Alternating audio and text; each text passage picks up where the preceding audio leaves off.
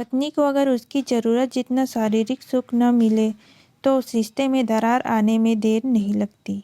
नंदिनी, जो पहले से शादीशुदा थी, अक्सर अमन के पास अपनी बातों को साझा करने आती थी।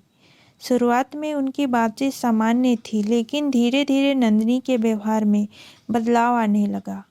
उसने अमन से अपनी निजी जिंदगी के बारे में बातें करना शुरू कर दिया। एक दिन नंदिनी ने अमन से कहा, मुझे ऐसा लगता है कि मेरी शादीशुदा जिंदगी अब पहले जैसी नहीं रही। मैं अपने पति के साथ वह जुड़ाव महसूस नहीं करती जो पहले करती थी। अमन को नंदिनी की बातों से थोड़ी चिंता हुई, लेकिन उसने इस दोस्ती के नाते समझा और उसकी भावनाओं को सम्मान किया। नंदिनी अक्सर अमन के पास बैठकर अपनी परेशानियों को साझा करती और अमन एक अच्छे दोस्त की तरह उसे सुनता। लेकिन कुछ समय बाद नंदिनी के इशारे बदलने लगे। अब नंदिनी ने अमन की ओर एक अलग नज़रिए से देखना शुरू कर दिया। उसने नज़रों में एक अनकहा आकर्षक झलकने लगा था। वह अमन के साथ ज़्यादा से ज़्यादा समय बिताने की कोशिश करने लगी। अमन इस बदलाव को महसूस कर रहा था, लेकिन वह इसे अनदेखा करने की कोशिश कर रहा था। एक दिन जब दोनों काम के बाद अकेले में थे, नंदिनी ने अमन से कहा, तुम्हारे साथ वक्त बिताकर मुझे बहुत सुकून मिलता है। मैं अपने पति के साथ अब वह जुड़ाव महसूस नहीं करती।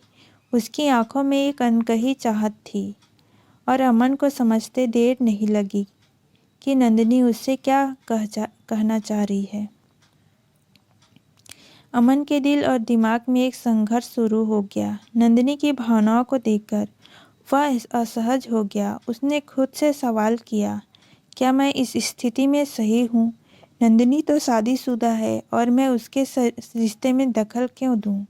अमन ने नंदिनी से सीधे बात की। उसने कहा, नंदिनी, मैं तुम्हारी भावनाओं की कदर करता हूँ, लेकिन हमें अपने रिश्ते की सीमाओं को समझना होगा। तुम्हारा पति और तुम्हारी शादीशुदा जिंदगी का सम्मान करना बहुत ज़रूरी है। हमें यह नहीं भूलना चाहिए कि हमारे किसी भी गलत कदम से तुम्हारे परिवार पर गहरा असर पड़ सकता है। नंदिनी ने अमन की बात ध्यान से सुनी। उसकी आंखों में निराशा थी, लेकिन उसने महसूस किया कि अमन सही कह रहा था। वह जानती थी कि इस रास्ते पर चलने से न केवल उसके परिवार को चोट पहुंच सकती है, बल्कि अमन के साथ उसकी दोस्ती भी बर्बाद हो सकती है। उस दिन के बाद नंदिनी ने अमन से दूरियां बनाना शुरू कर दी।